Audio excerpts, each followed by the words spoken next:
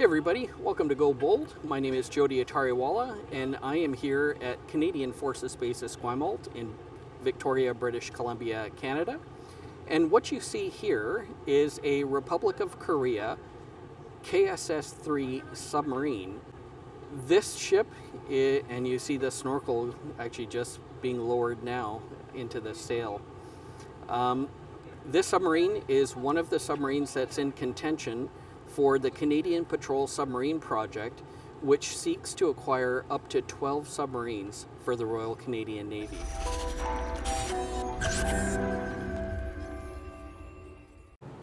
All right, hey everybody, welcome to Go Bold. I'm joined with Glenn Copeland, the president of Hanwha Defence Canada. Glenn, thank you so much for joining me. Thanks, Jody. It's great to be here with you. Yeah, great to have you here. What a magnificent day. Tell me about the significance of today and the sub that's behind you.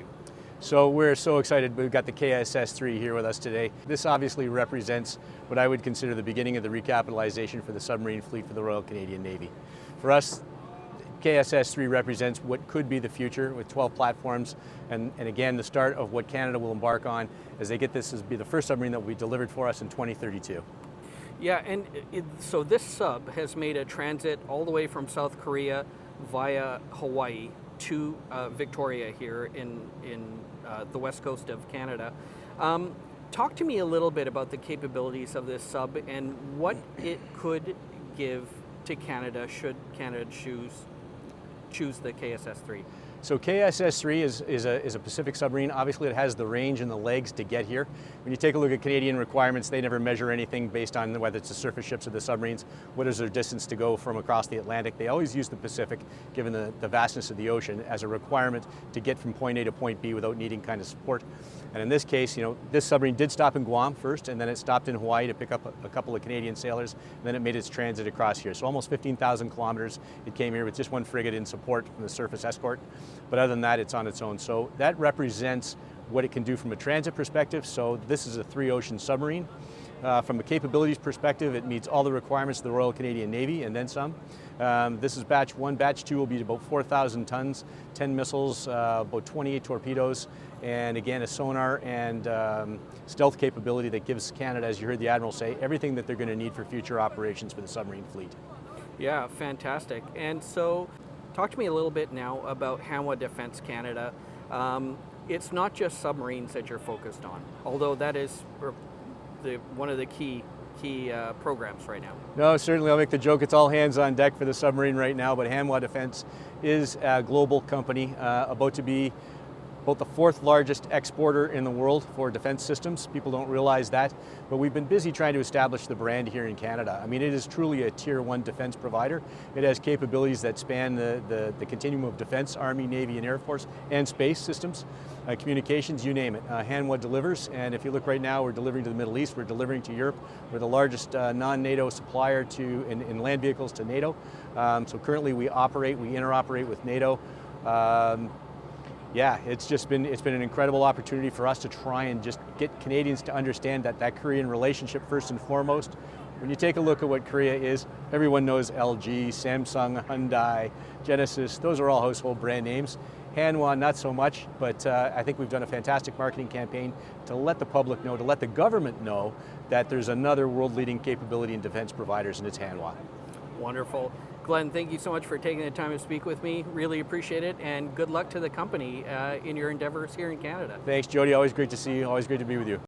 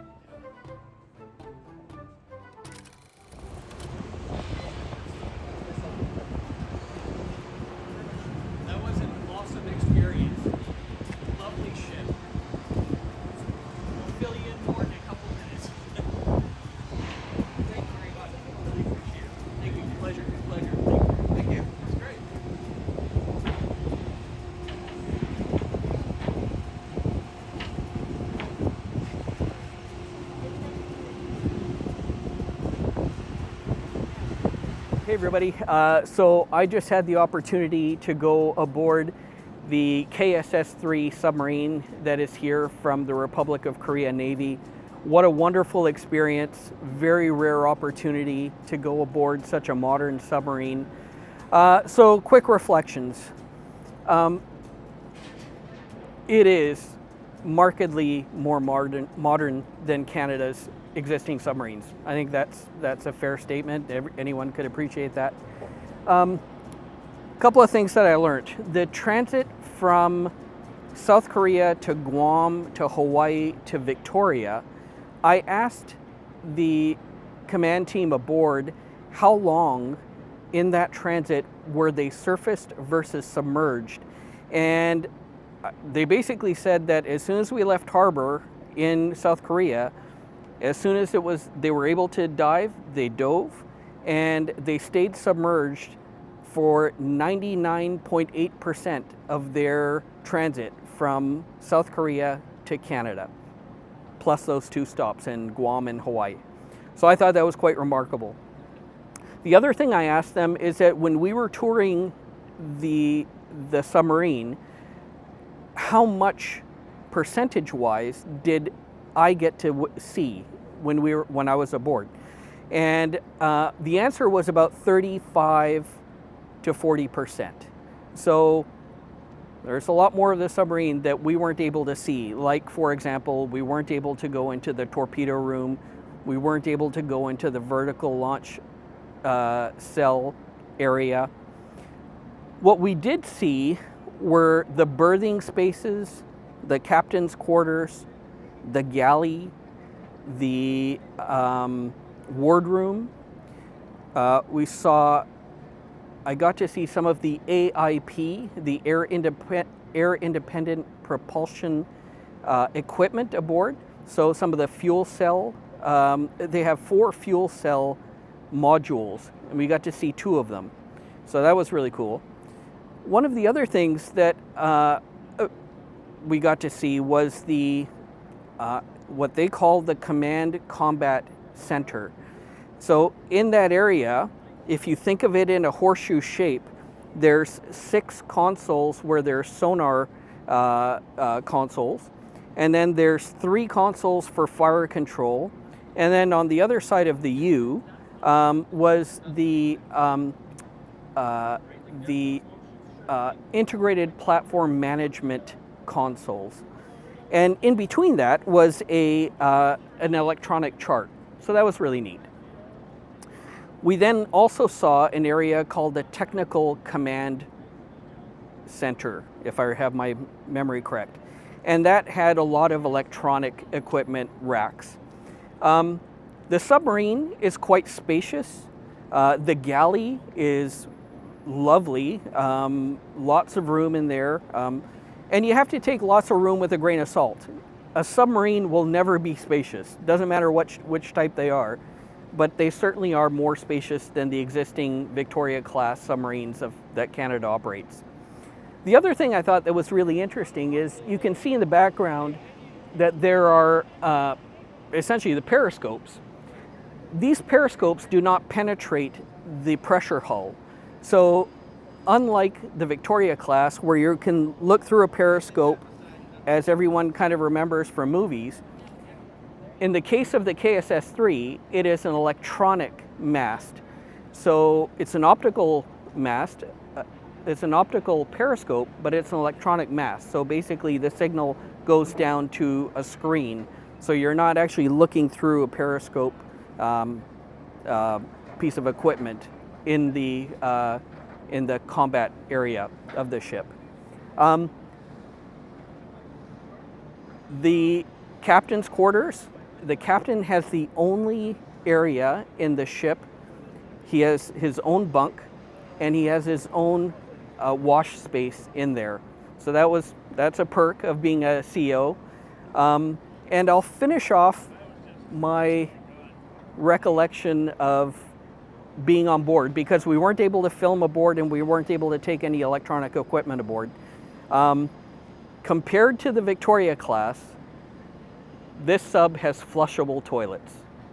And You might laugh at that, but it's kind of a big deal because I was wondering all about that. So anyways, it was a wonderful opportunity. Thank you to the Royal Canadian Navy for facilitating this visit, and thank you to the Republic of Korea Navy for allowing us access to the KSS-III submarine.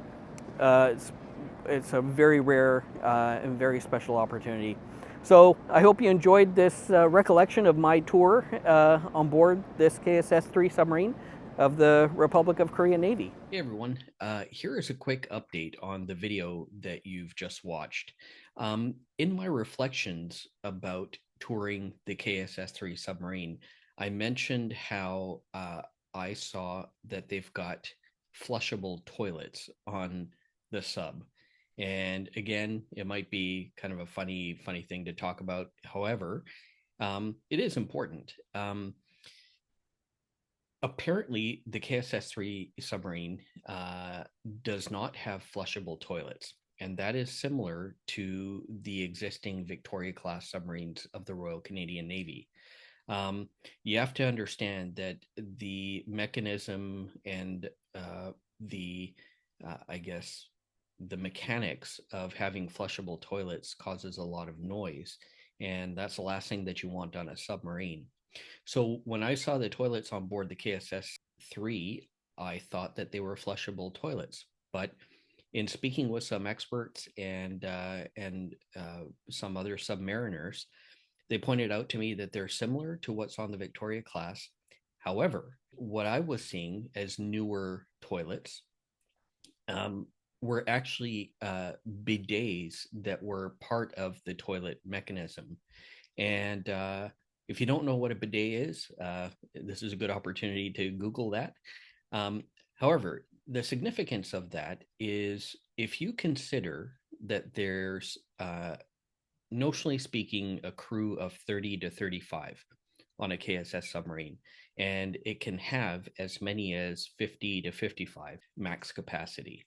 So if you think about all of those people having to use the facilities and needing to carry toilet paper for that many people, as I was told, you have to put toilet paper kind of all over the sub because you go through a lot of it. And so having a bidet on all of the toilets actually saves having to carry a ton of toilet paper rolls all throughout the sub. So, it's not a huge thing in the overall scheme of what a submarine does, but it's something that I wanted to be clear about and clarify. So anyways, thank you very much for watching this video, and I hope you like and follow our channel, and please spread the word around. It really helps, and I hope you'll join us for another video. Thanks, everybody. Have a great day.